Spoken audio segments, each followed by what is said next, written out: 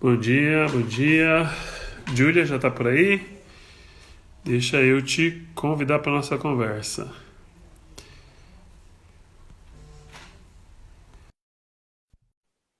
Bom dia, Marta tá aí de novo. Bom dia, Naí. Que gostoso ter você aí. A gente tá numa sequência. Ah, Júlia, bom dia. Dia, você tá me vendo? Eu tô te vendo. Você tá me Tá, vendo bem?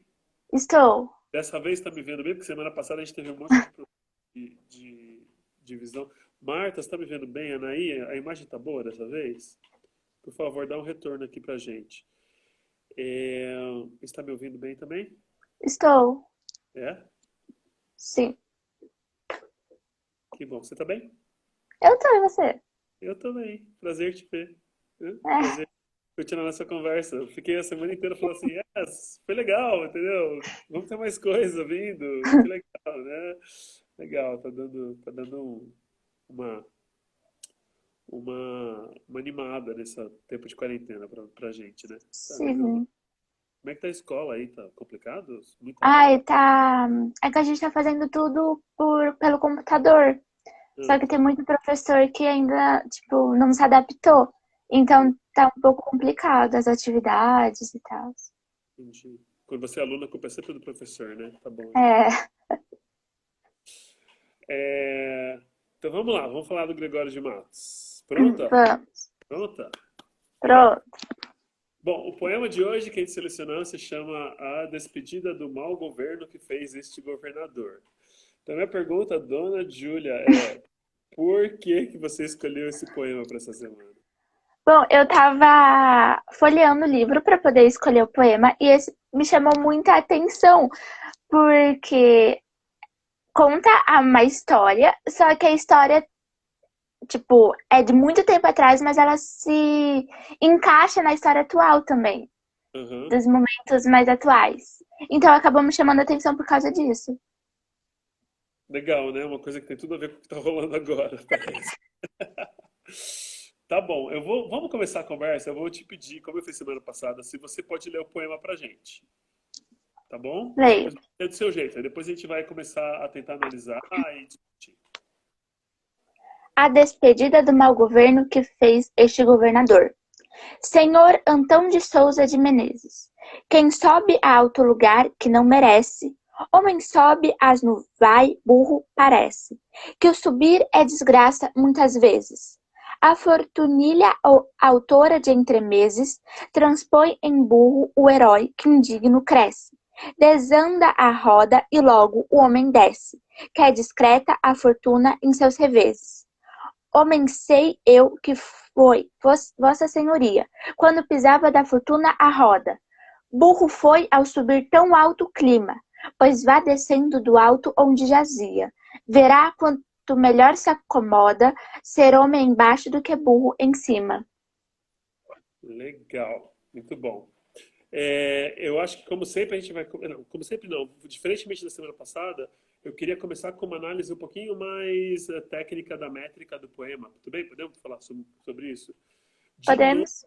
a gente tem um poema que são quantas sílabas por linha, por verso? É, é igual o outro que é sílaba, silábica? A sílaba, exatamente. São 10 sílabas por Sim. verso, certo? E, de novo, é um soneto. Me lembra? Vamos falar de novo como é que é a estrutura do soneto? Os sonetos os dois primeiros são quartetos e os dois últimos são tercetos. Dois primeiros o quê? Dois primeiros cafés da manhã? Tô chato, né? Desculpa. As duas primeiras. Meu Deus, estrofe. Não, não é estrofe. Ok, a gente pode chamar de estrofe. É, Bom, então a gente tem as duas primeiras estrofes são quartetos e as duas de baixo são tercetos, né? É, isso. vamos falar primeiramente do decassílabo. Será que a gente já aprendeu a contar essa coisa das sílabas? Lê para mim a primeira linha contando as sílabas, por favor. Senhor Antão de Souza de Menezes, porque é o ne que é a sílaba tônica, não é? A gente para, né? Sim. Não tem nenhum segredo aqui nesse verso, porque não tem nenhuma elisão, não tem nenhum momento em que duas vogais vão juntas na mesma contagem, no mesmo pé. Então é muito fácil de fazer a contagem desse verso, né? Eu quis começar te pedir para ler esse verso, porque veja só o poder de escrever poesia que tem o Gregório. A gente tem um verso de 10 sílabas, perfeitamente escrito. Aliás, é sempre dois, dois, né? Senhor, Sim, Antão, de Souza, de Menezes. É tudo, o ritmo é ótimo. E o que ele escreve é basicamente, meu sogro passando aqui atrás, é basicamente o nome do cara. Ele pegou o sim, nome do cara e transformou o nome num verso de poema, para abrir o poema dele. Olha que brilhante que é isso, né? Funciona perfeitamente. Se bem que o nome dele não é Antão, né? O nome dele é Antônio. Antônio. Antão, embora seja um diminutivo aumentativo, né? Um diminutivo em termos de tamanho, É, mas aumentativo em termos da finalização da palavra, de Antônio, ele também é aumentativo de anta. Então, na sim. verdade, ele está ao mesmo tempo sendo carinhoso, mas ofensivo com essa pessoa, quando ele chama de Antão, né? Vamos pegar um outro verso um pouquinho mais difícil. Pega pra mim, ó, segundo quarteto, segundo verso. Vamos fazer essa contagem pra ver se a gente consegue achar de novo 10 sílabas aí? Transpõe. Só que aí o põe junta com em, não é? Porque tem duas vogais. Então, vê se dá certo. Vamos para essa teoria. Vamos ver se vai dar certo. Transpõe junto com em.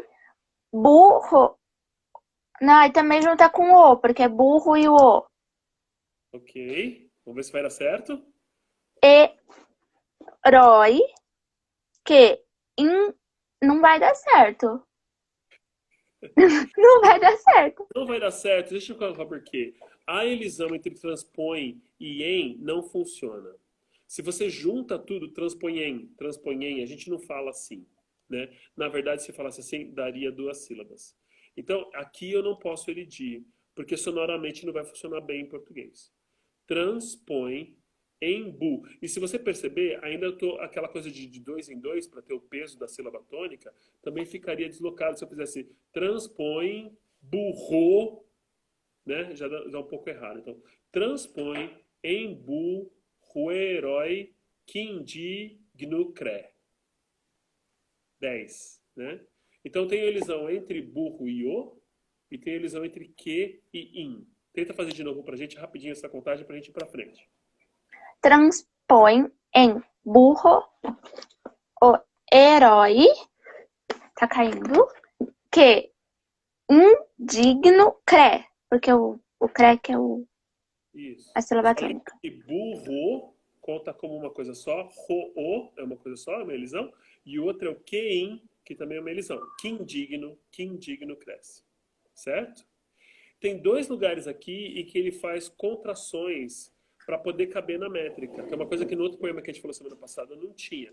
Dá uma olhada, por exemplo, quando a gente vê a primeira linha da terceira estrofe, do primeiro terceiro, que ele fala assim: Homem sei eu que foi Vossa Senhoria. Em vez de falar Vossa Senhoria, que ele precisaria de uma sílaba mais para isso, ele contraiu e transformou em Vossa Senhoria, né? E a mesma coisa acontece na última linha, dá uma lida nela, parece até que tá errado ali. Sim.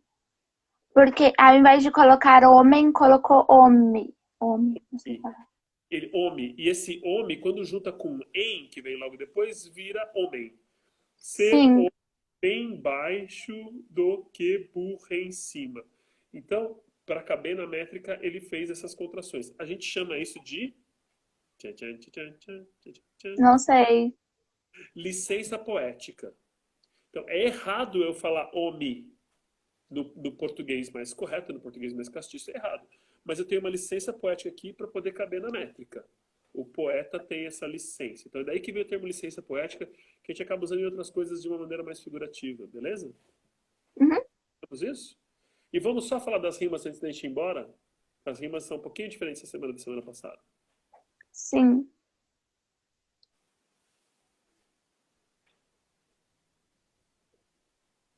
Você quer que eu Começa? comece? Ih, Ah, no primeiro é A, B, B, A. ok. Aí na segunda continua com A, faz A, B, B, A também. De novo. Então, de novo, os dois quartetos compartilham as mesmas rimas. Isso. Trabalhando com duas rimas para construir todos esses dois quartetos. E No depois, terceiro faz o C. É diferente porque faz C, D, E. Porque é embaixo que rima com C, D, E. exatamente, se você pega só um terceto, parece que nada rima, né? Sim. Dentro do terceto não tem rima. O que rima é um terceto com o outro. Então faz CDE e CDE. Um pouquinho diferente. Legal. Aí o próximo passo para a gente começar a entender esse poema é a gente falar de vocabulário. Vamos lá, dar uma olhada linha por linha e ver o que acontece, coisas que você não entende em termos ou você pesquisou para entender, do vocabulário especificamente, não pensando ainda no significado, mas Senhor Antão de Souza de Menezes, quem sobe a alto lugar que não merece, homem sobe, asno vai, burro parece. Até agora nenhum problema aí. Sim. Subir é desgraça muitas vezes. Agora, a Fortunilha, autora de Entremeses ou Entremeses. Vamos lá. Essa frase é Tá. estranha. Eu achei entremeses como composições de teatrais breves. Isso. Mas, Não diminui a minha, por favor, não diminua o meu trabalho, porque não são composições teatrais, são óperas. Geralmente são óperas mesmo, os entremeses. É o intermezzo, que vem da Itália. Geralmente são óperas curtas, cômicas, que eram feitas entre atos de coisas grandes. Geralmente essas coisas grandes eram, sabe essas peças shakespearianas, por exemplo, que tem 5 atos ou 4 atos, né? E no intervalo é muito engraçado, porque você vai para assistir uma coisa enorme que não acaba nunca, e no intervalo eles colocam uma outra coisa. É como se colocasse um filme no intervalo de um filme grande. Nossa, as pessoas querem ver mais. Mas é também um momento para dar risada no meio de uma coisa séria, né? Eu cantei um entremês ano passado lá em Ouro Preto, foi muito legal. Uma obra brasileira do século XVIII, muito cômica e também altamente política. Então, geralmente são curtos, são pequenos, 2, 3 personagens, coisa assim. Uma área, outra área, um restativo e acabou, uma coisa curtinha, né? Então, ela é autora de Entremeses. Basicamente, o que ele quer dizer é que Entremeses é uma obra de comédia, curta e drástica. Então, ela é autora de comédias, para fazer as pessoas darem risada das coisas sérias da vida. E o que é fortunilha? não sei. Fortunilha é apelido carinhoso de fortuna. Fortuninha. Porque LHA é uma outra maneira de construir diminutivo em português. Assim como NHA, né? Então, em vez de falar fortuninha, ele falou fortunilha. Tá tirando sarro. É claro que esse diminutivo aqui tem um certo que jocoso, né? Assim, não é tanto carinhoso, mas a fortunilha, sabe? A fortunilha, aquela bobinha lá, ela é autora de umas comédias dessa vida. Tudo bem? Então é um diminutivo de fortuna. Transpõe o burro em herói, que indigno cresce. Desanda a roda e logo o homem desce, que é discreta a fortuna em seus reveses. Sem problemas aqui, né? Sim. Revés também é uma palavra tranquila para você, né? Uhum. Que é basicamente essa coisa de eu tô indo, mas dou uma reviravolta, né? Sim. Tava pensando que é para uma coisa e de repente aconteceu outra. Opa, fui enganado. Ok. Homem, sei eu que foi vossa senhoria quando pisava da fortuna a roda. Burro foi a subir tão alto clima, pois vá descendo do alto onde jazia, verá quanto melhor se lhe acomoda ser homem embaixo do que burro em cima. Então, nenhum mais problema em termos de vocabulário, certo? Certo. Então tá bom. Então eu quero te fazer uma pergunta mais cruel agora. Quem foi o senhor Antão de Souza de Menezes? Ele foi um governador de Salvador e ele antes ele participava do exército, só que ele não foi um governador muito popular pelo povo. Tipo, poucas pessoas gostavam dele pelo seu governo.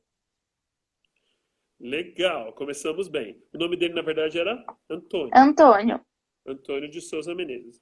Uma pequena correção. Ele não foi governador de Salvador. Ele foi governador geral do Brasil. Então, nesse período colonial, você lembra quando é que é isso? No ano certinho, não. Só lembro que Ele era foi governador de 1682 até 1684. Na verdade, dois já anos de foi governo. 83, mas oficialmente ficou até É, 84. Ele foi menos de 2 anos. Ok. Então, ele era governador-geral do Brasil. Porque o Brasil, em relação a Portugal, embora a gente fale que era uma colônia, todo mundo fala que era uma colônia, certo? Beleza, que era mesmo. Mas oficialmente era considerado um estado. Era como se Portugal é um país que tem várias províncias, vários estados, né? Sei lá, traz os montes, alguma coisa assim. E aí, um desses estados era o Brasil, como é hoje em dia Mato Grosso do Sul ou Tocantins. Então, ele é considerado um estado. Então, a pessoa que era escolhida para governar o estado do Brasil era um governador, assim como hoje em dia. Então ele era o cara responsável por governar todo o Brasil. Em alguns momentos do período colonial, o Brasil foi dividido em dois estados. Aí tinha o estado do norte, que era em Salvador, a capital, e o estado do sul, que era no Rio de Janeiro, a capital. Aí voltava, sempre que ficava uma coisa unificada, ainda ficava em Salvador. Isso até o século XVIII, quando muda para o Rio de Janeiro, porque a riqueza do Brasil vai para Minas Gerais, né? Quando a riqueza vai da mineração. Quando a riqueza está mais para o Nordeste, por causa do açúcar, essas coisas, a capital é Salvador. Então ele era governador-geral do Brasil, indicado pelo rei. Beleza. E o que beleza. aconteceu? Ele entrou como governador, o que ele começou a fazer? Você sabe Não alguma coisa? sei. Eu só sei que o governo dele foi impopular e muitas pessoas tiveram revoltas.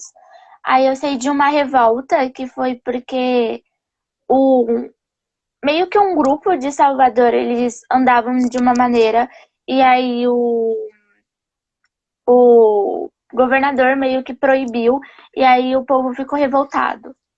Então Mas eu tinha não o costume dos homens saírem cobertos a andar à noite. Ou seja, para fazer sacanagem, claro, né? E não serem sei. reconhecidos. E aí ele colocou uma lei banindo isso. E daí os caras começaram, principalmente os homens mais jovens, começaram a se revoltar contra ele, que esse cara tem que controlar a nossa vida e tal. Mas o grande lance político foi que ele, como vários dos presidentes e governadores atuais, ao entrar, tirou todo mundo e queria colocar gente da família dele. E um dessa família dele, que era também de Menezes, Francisco Teles de Menezes, se não me engano, que era o Alcaide Mor, era primo dele, um cara que começou a colocar taxações em tudo no Brasil, começou a fazer um monte. E aí, para colocar esse cara, ele tirou um outro cara do lugar, que era primo do padre Vieira. O padre Antônio Vieira era não só o principal padre de Salvador na época, mas uma das grandes figuras do Brasil colonial, respeitado por todo mundo, né? Então, ele comprou briga com a família do padre Antônio Vieira. Então, está a família do governador comprando briga com o principal líder religioso. É mais ou menos como se hoje em dia, sei lá, o Bolsonaro resolvesse comprar briga com um desses grandes pastores da Assembleia de Deus que começasse a falar contra ele, né? Mais ou menos esse tipo de coisa começou a acontecer. Mas a briga foi feia, tanto que num desses conflitos, o primo dele, que virou Alcaide Mor, foi morto. Aí o outro, que era primo do padre Vieira, se refugiou no mosteiro dos jesuítas. E assim, a coisa era uma coisa de morte, de brigar no meio da rua. Salvador ficou em pé de guerra mesmo, né? E aí o padre Antônio Vieira foi para Portugal, conversou com o rei e conseguiu derrubar o governador brasileiro. Ele usou seu prestígio junto ao rei em Portugal para conseguir derrubar, mas o processo mesmo dessa morte do primo dele só foi ser julgado uns 10 anos depois, né? Tá. Por que eu acho interessante lembrar essa história? Porque na época da crise da Dilma, eu vi umas coisas do tipo assim, nunca se roubou tanto quanto se roubou agora no Brasil. Agora, na época da crise do Bolsonaro, tem gente que tá falando assim, nunca vi uma pessoa tão incompetente no governo. Alguma coisa. Não, gente, não é. Essas coisas são de muito tempo atrás. Não é verdade? Muito tempo atrás. Sim, Do século XVII.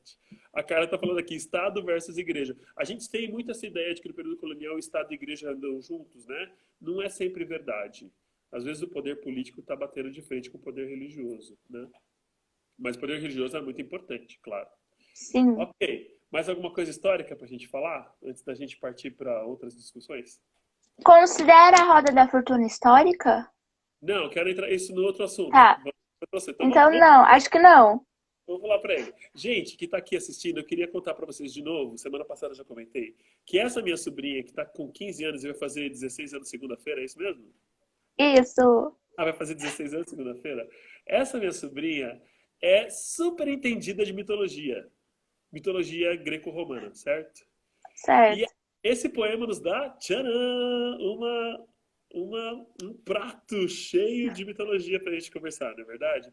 Porque o que ele fala lá na terceira estrofe? Homem sei que foi vossa senhoria quando pisava da fortuna roda. Burro foi a subir tão alto clima, pois vá descendo do alto onde jazia.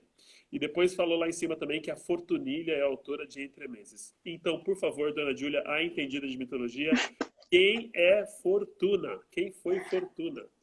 Fortuna foi uma deusa romana, a sua versão grega é a Tique. Só que ela só ganhou realmente O nome da prestígio. versão grega?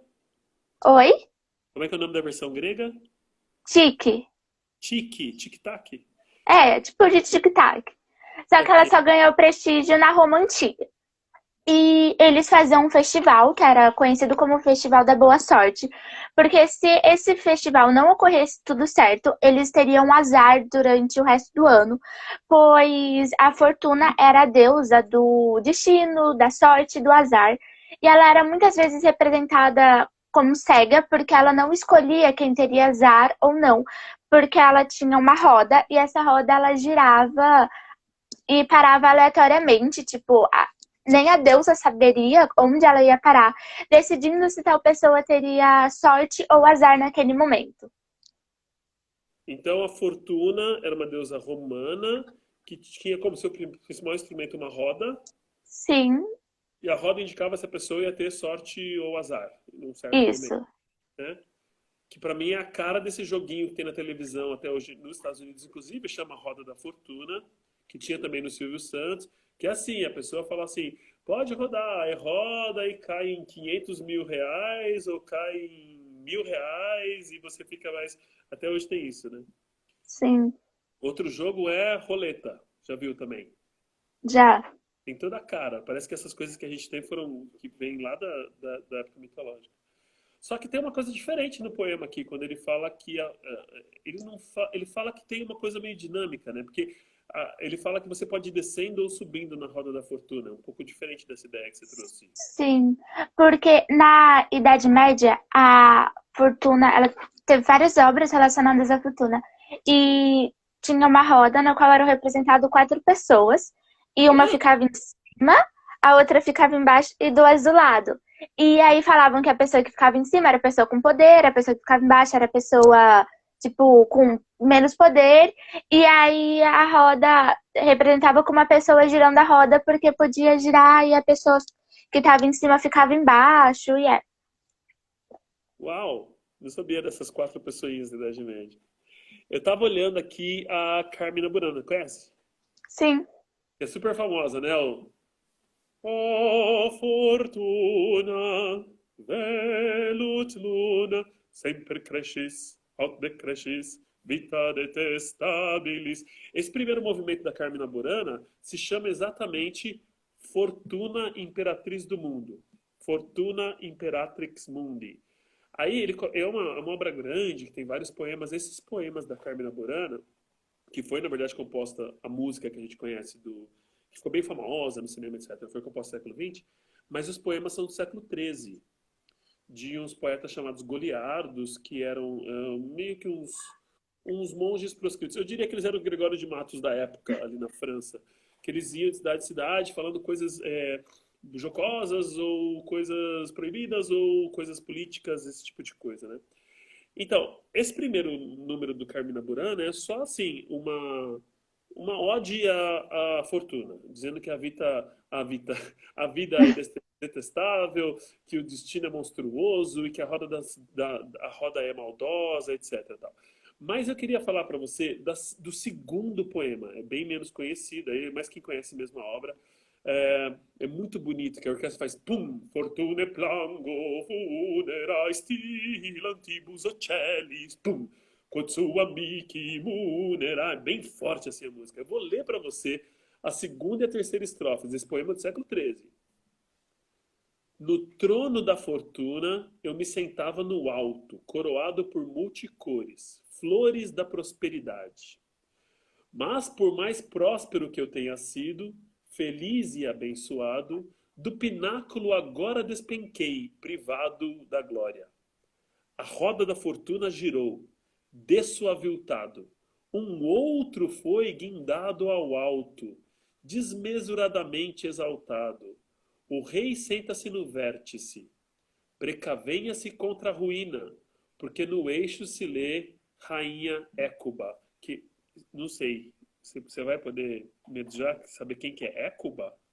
A única coisa que eu sei é que ela era uma rainha realmente muito famosa, mas eu não.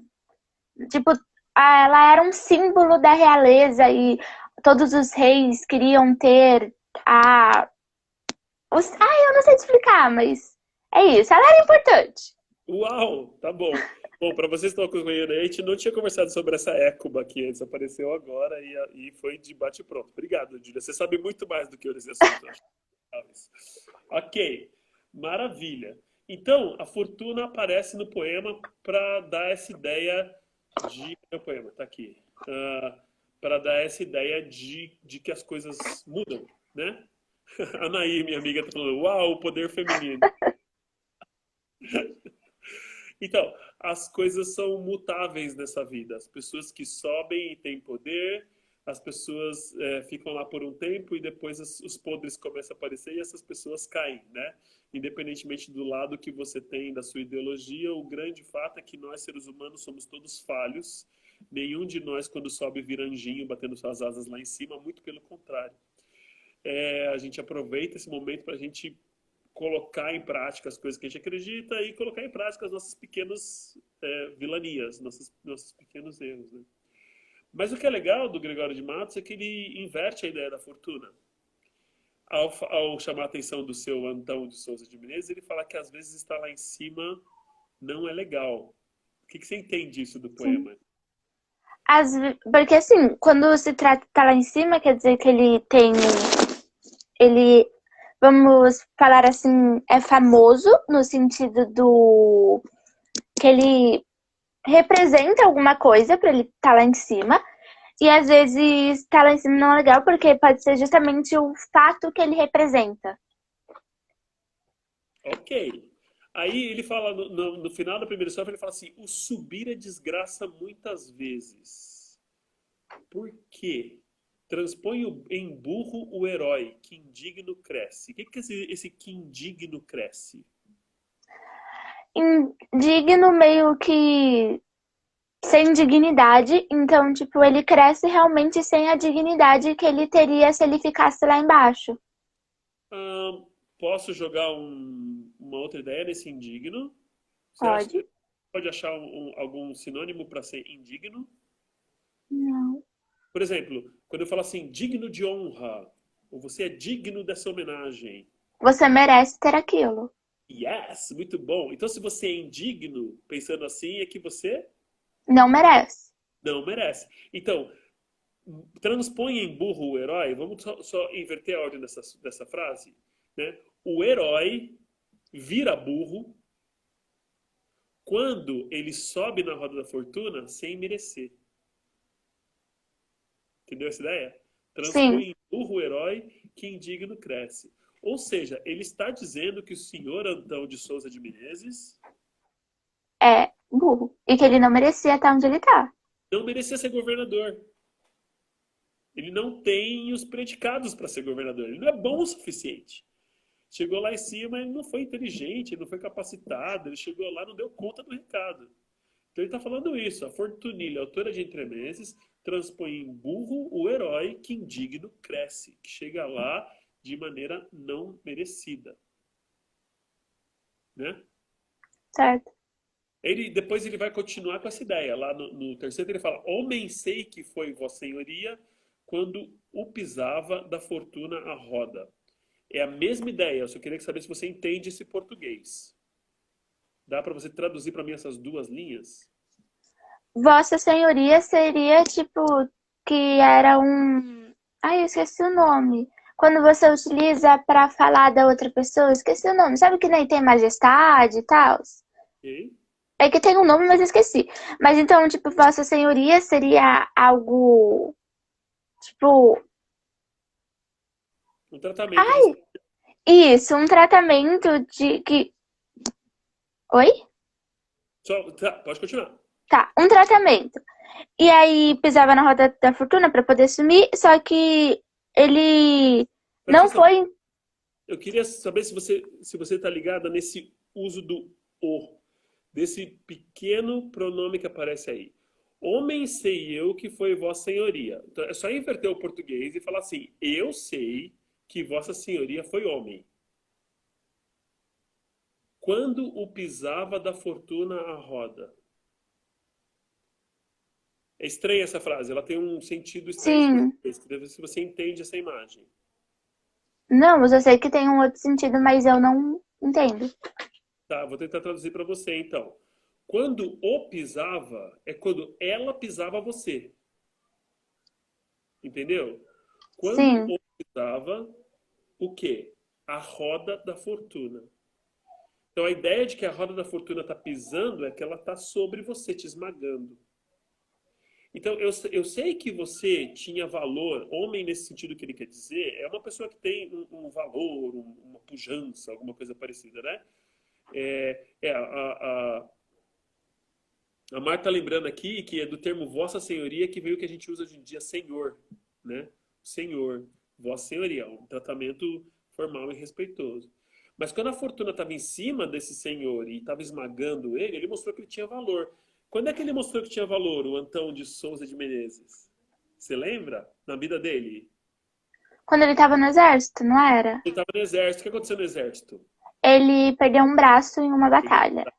Por isso que ele era chamado de Braço de prata. o Braço de Prata. Ele era um herói de guerra. Era uma pessoa que sobreviveu à luta de Sim, guerra.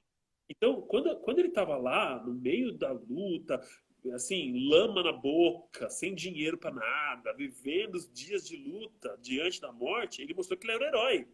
E é isso que o Gregório de Matos está repetindo aqui várias vezes, quando ele falou lá em cima, por exemplo, é, transpõe em burro o herói. Ele era um herói, né? Só sim. que na hora que ele subiu e virou político, esse Ele... heroísmo dele foi pro beleléu. Então, homem sei que foi vossa senhoria quando o pisava da fortuna roda. Burro foi ao subir tão alto clima. Se ele tivesse ficado lá embaixo da roda da fortuna, ele ele ia seria. continuar sendo o herói.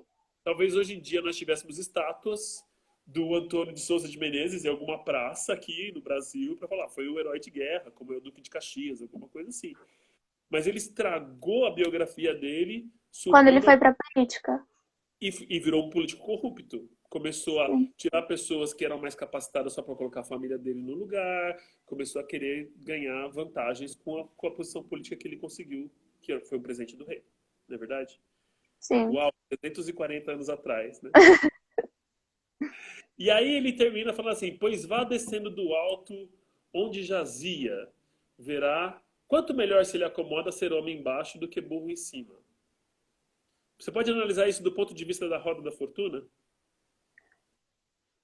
O que em cima. Nossa.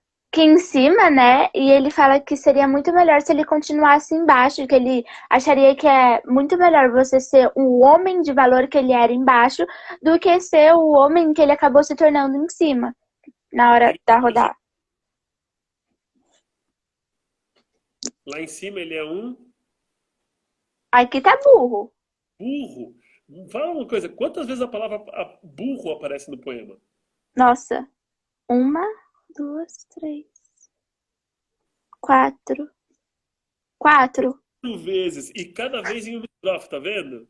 Sim, É como se a palavra burro fosse o centro da estrofe. Tipo assim, a Carla escreveu burro. Burro! Burro! É quando eu olho para o governador ou para o presidente e falo, você é burro! Você é burro! E ele fala isso em todas as estrofes. Olha só. Senhor Antão de Souza de Menezes, quem sobe a alto lugar que não merece, homem sobe e asno vai. Burro parece que o subir é desgraça muitas vezes. A Fortunilha, autora de Tremeses, transpõe em burro o herói. É como se ele pensasse assim, que toda vez que vai fazer uma festa, ele enche a boca de Sim, burro, né? Não é à toa que, como é que era o apelido mesmo do Gregório de Matos? boca no inferno. Boca do inferno. Ele tinha essa boca suja, que falava coisas que talvez as pessoas pensassem, mas não tinha coragem de falar, né? Até porque o cara mandou matar o outro, vai que mandava matar ele também, né? É. Legal. Ah, vamos. Aí eu queria compartilhar. Posso deixar o poema de lado um pouquinho? As pessoas estão aqui conversando com a gente e mandando recados. Semana passada, uma falha, foi a minha primeira live, desculpa aí, tá? Eu nem vi as pessoas fazendo comentário. Minha irmã escreveu que a imagem estava ruim, eu passei batido. Estou tentando responder melhor hoje aqui. A Marta falou, pois é, a sorte virou azar. E a Carla falou de que burro tem quatro patas, É. né? Na verdade, o quatro patas é uma maneira de falar de humilhação também, né? Uma pessoa que não consegue nem ficar em cima dos seus dois pés, ou seja, continua sendo uma pessoa que não evoluiu. Ah, rolou uma discussão ontem, minha e a da Júlia, falando sobre mitologia. Eu falei para vocês que a Júlia é super fã de mitologia, e a Júlia veio com uma pergunta interessante, Júlia. Você quer compartilhar com as pessoas o que suscitou aí a nossa conversa? Bom, eu perguntei qual é a diferença, o que separa de mitologia para religião. Minha pergunta principal, assim. Uhum. Então, aí a gente começou a discutir qual que é a diferença de mitologia e religião. Ah, então eu queria primeiro perguntar para a Júlia o que você acha que precisa para uma religião existir. Só explicando para as pessoas que estão aqui, é que a gente está fazendo um desvio da conversa. A conversa era sobre poesia, mas como a poesia falou de mitologia, citou a Roda da Fortuna e a Júlia toda foi de mitologia, a gente partiu para essa conversa paralela, que a gente já volta para o poema, tá bom? Vamos lá, o que precisa para uma religião existir? Bom, para uma religião existir, precisa de algo sagrado para se acreditar. Precisam que várias pessoas também, né, acreditem nessa mesma coisa e fazer cultos, para essa coisa, esse símbolo sagrado para eles. Uhum. Aí eu estava comentando com a Júlia que faltam duas coisas nisso que ela trouxe para a gente. Muito importantes. Falta uma cosmologia, que é essa teoria, estudo, verdade revelada, seja o que for, de onde viemos, né? De onde viemos, o que nos criou, como foi a criação do mundo, né? E a outra coisa que falta, falar de onde viemos. Oi, Thales! Oi, Thales! Aqui, Thales! Falta uma escatologia. Então, uma escatologia é uma explicação do para onde vamos, como vai ser o fim do mundo, ou como é a morte, como é o mundo após a morte, né? Então, essas duas coisas são fundamentais para ter uma religião. Uma cosmologia, oi, e uma escatologia. E essas coisas que você falou, uma noção do sagrado ou do divino, né? Ou pelo menos de um outro patamar aqui, e também uma relação do ser humano com esse divino, né? Pessoas que acreditam, pessoas que levam isso em consideração no seu dia a dia de alguma maneira. Então, pensa, se você está morando na Grécia Antiga, você nasceu lá no ano... Caramba, como é que contava ano na Grécia Antiga? Ninguém fala, eu nasci no ano 300 antes de Cristo, porque não existia É, 300 antes de Cristo, né? sim. Você nasceu no ano 5 do rei Artaxerxes, digamos, alguma coisa assim. E você nasceu vendo Zeus como criador, você quando vai caçar, você faz um sacrifício para Diana, etc e tal. Você diria que é a sua mitologia ou a sua religião, Que é a minha religião? né? Eu acho que Sim, mitologia é um termo que a gente não usa quando a gente acredita naquilo de verdade. sim, Então, mitologia para mim é o estudo que a gente faz de uma religião que morreu. Então, porque apesar de ter todo um valor religioso na mitologia nórdica, por exemplo, que provavelmente as pessoas que moravam nessas terras escandinavas há 800 anos realmente acreditavam e realmente levavam em consideração o seu dia a dia, hoje em dia ninguém mais cultua isso. Então, mas a gente acha importante, né? Então a gente, e por que que a gente acha importante? Já vou chegar nisso. Mas então a gente transformou isso em uma matéria de estudo. E esses grandes deuses, semideuses, heróis, essas histórias, etc., viraram o que a gente chama de arquétipos. Viraram coisas que representam coisas maiores. Então, é o que eu estava te dizendo da diferença entre o elemento mítico e o elemento místico. Esse Szinho faz muita diferença, né? Então, quando o elemento místico perde o S, ele se transforma de religião em mitologia, em mito. O mito ainda é uma coisa sobre-humana, mas não é uma coisa que necessariamente me traz essas grandes respostas de onde viemos, para onde vamos, o que que me salva, qual é o sentido da vida, qual é o sentido da humanidade. Né? Agora, mitologia também pode aparecer sem ter sido religião. Que foi Sabe? o caso que foi o caso que você falou do Tolkien e da Terra-média e do universo que ele criou. Então, qual que é a diferença do universo que o Tolkien criou do universo que um escritor de novela cria para uma novela da Globo? Bom, porque o Tolkien, ele criou um para onde a gente vai, no caso eles, né? E da onde eles nasceram. Ele Então, criou a cosmologia e como que é? O outro? escatologia. Bonita essa palavra, né? Sim. Exatamente por isso. A história do Tolkien é uma história que criou uma cosmologia e uma escatologia. Então deixou de ser só uma história e virou uma mitologia. Não é uma religião, porque as pessoas não vão fazer um culto, né? Mas virou uma. E esses povos, eles viraram arquétipos, porque eles representam coisas muito grandes, a fome pelo poder, as trapaças, o amor, etc e tal, né? Aí a Cintia está perguntando qual o universo que foi criado por Tolkien. Desculpa, eu não entendo de Tolkien. Depois eu explico pra ela. Depois eu Você pode explico pra ela. fazer, mas eu preciso saber. Você sabe Faça ela dizer? assistir todos os filmes. É, a Ah, Terra, ele criou a Terra-média, ele colocou nas histórias os hobbits, os anões, os elfos, os humanos, o anel, que era né, a ganância principal. Mas eu não sei como que se ele tem o nome do universo dele. eu conheço umas pessoas que devem saber esses detalhes, mas eu realmente também não vou saber dizer, né? Mas o que é legal é que ele também pegou vários elementos, tipo, esse anel é um dos elementos da mitologia nórdica, né? O próprio nome Sim, Elfos, não é o nome que ele criou. Na verdade, ele foi adaptando várias, criou uma mitologia que virou a cara dele, né? Deixa eu voltar aqui só um pouco, porque acho que tem uma pergunta super interessante da Anaí, falando sobre os orixás. Ela falou, elas estão entre o místico e o mítico, certo? Eu conversei um pouquinho com você ontem sobre os orixás, sobre o que a gente pode chamar de mitologia africana, afro-brasileira ou religião afro-brasileira, né?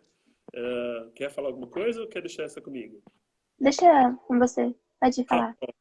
Eu acho, Anaí, que é muito simples a resposta. Mitologia vira religião quando você crê nela. Religião vira mitologia quando você quer desacreditá-la. Então, o que eu vejo é assim, não estou nem querendo ser aqui defensor de uma coisa ou de outra coisa. É uma análise mesmo filosófica sobre o uso do termo, tá bom? Não quero nem ficar defendendo se é certo ou se é errado adorar um Deus ou outro Deus. Mas o que eu vejo é que as pessoas que querem desacreditar o poder religioso das religiões afro-brasileiras vão chamar de mito. Vão falar, vão pegar Xangô e outras figuras em Iemanjá e vão dizer que é uma figura mítica, que é um arquétipo, essas coisas que a gente está falando aqui. Vão fazer análises acadêmicas sobre isso, etc. Agora, quem acredita, quem vai lá e presta culto, quem pula as ondas 7 vezes, não tem a mínima dúvida de que isso é religião. Isso não é mitologia. São religiões afro-brasileiras. Então é muita questão de onde está o olhar e de que nível de respeito que está isso, né? Eu digo que são religiões afro-brasileiras. Eu não vou dizer que é uma mitologia afro-brasileira, porque eu acho que é uma falta de respeito com aquelas tantas pessoas que cultuam os orixás, etc. Diferente da mitologia grega, que eu diria Beleza, é mitologia porque eu não estou desrespeitando ninguém. Eu nunca vi ninguém fazendo um sacrifício para fortuna, né? Só lá no Carmo da Burana, que é muito legal, Sim. é maravilhoso, mas a gente não vê uma pessoa ainda, né? Anaí, beleza? A Anaí escreveu perfeito, colocou 3 corações. Obrigado, Anaí. É, de novo, não quero ser nem um pouco desrespeitoso com as pessoas. É uma maneira da gente tentar entender esse olhar, né? Ah, bom, antes da gente falar mais, antes da gente ir para o próximo passo, que na verdade já é o fim da conversa, eu queria fazer uma leitura final do poema, só lembrar um pouco. Eu queria deixar aberto aqui se alguém tiver alguma pergunta, alguma coisa para falar. Júlia, você tem algum comentário? Você quer falar alguma coisa antes da gente ir para a leitura final? Não, Não? não. Tá, antes da leitura final do poema, eu tenho a mesma pergunta para fazer para você. Como é que está agora, depois que passou essa discussão? A gente ficou aqui quase uma hora discutindo, falamos de mitologia, falamos de vocabulário, de história do Brasil, e você olha para esse poema, é diferente? Sim, se tornou mais interessante. Antes eu já tinha gostado pela forma que ele utilizava, só que agora se tornou mais interessante, porque justamente eu tenho conhecimento do porquê e utilizar tal coisa, o que ele estava escrevendo, e é. Aham, legal. Bom, então a gente vai. Não apareceu nenhuma pergunta aqui, continua aberto. Não, então a gente vai se despedir de todo mundo, fazendo uma última leitura do poema. E como sempre, deixa a Júlia aqui escolher como é que a gente vai ler. Antes da gente ler, eu quero dizer que a gente pretende voltar aqui na próxima terça-feira, sempre às 10h30 da manhã, com um diferente poema do Gregório de Matos e abrindo discussões como a de hoje, falando de mitologia, de história, de música, de cultura, de filosofia e tudo mais. Ai, Camila, não sei. Eu vou dizer que eu não sei porque eu não conheço antroposofia. Ela está no campo da mitologia ou da religião. Eu não conheço antroposofia, eu só conheço o nome, eu não conheço, nunca li, nunca estudei sobre o assunto. Mas, de novo, quero reforçar o que a gente chegou a uma conclusão aqui. Depende do olhar de quem está vendo, né? E eu diria que tudo aquilo que tem uma cosmologia, de novo, uma explicação sobre as nossas origens, uma escatologia, uma explicação sobre para onde vamos, uma ideia de relação humana com algo superior, é religião. Algumas pessoas não vão chamar de religião, vão falar, não, isso é mitologia. Ou as pessoas vão falar, não, isso é só um estilo de vida. Não é uma religião. Mas tem elementos de religião. Cosmologia é a explicação de onde viemos, como fomos criados. Escatologia é para onde vamos. Eu concordo com você. Então, se alguém diz, hoje em dia, num grupo tão plural como nós vivemos, que aquilo que você acredita não é religião, é mitologia, essa pessoa está sendo ofensiva com aquilo que você acredita. Né? Foi um pouco essa a conclusão que a gente chegou aqui. Sim. Quer concluir alguma coisa, Ju? Falando muito. Não. Então tá bom. Como é que você quer que a gente faça essa leitura final do poema? Tem gente entrando agora, gente. A gente está aqui desde as 10h30, a gente está entrando. Bem-vindos, a gente só vai fazer uma leitura final do poema agora. Depois eu vou colocar no YouTube, vai ficar à disposição. Também aqui 24 horas fica à disposição aqui no Instagram. Não deixa de ver, porque a discussão foi muito legal hoje. Pegou fogo, né, Ju? Como é que você quer fazer a leitura? Vamos fazer que nem semana passada. A gente intercala.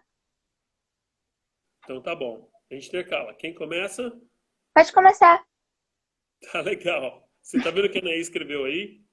Não, pera. Júlia, parabéns pelo seu aniversário, que vai ser segunda-feira que vem. Sim, Geminiana, regida por Mercúrio, Hermes. Eu também sou sim. geminiana e sou louca por mitologia. Obrigada, Anaí. Vamos lá, então. Eu começo, é isso? Isso. A despedida do mau governo que fez este governador. Isso é um soneto. Senhor Antão de Souza de Menezes, quem sobe a alto lugar que não merece, homem sobe, asno vai, burro parece, que o subir é desgraça muitas vezes. A fortunilha, autora de entremeses, transpõe em burro o herói, que indigno cresce. Desanda a roda e logo o homem desce, que é discreta a fortuna em seus reveses. Homem sei eu que foi vossa senhoria, quando pisava da fortuna a roda.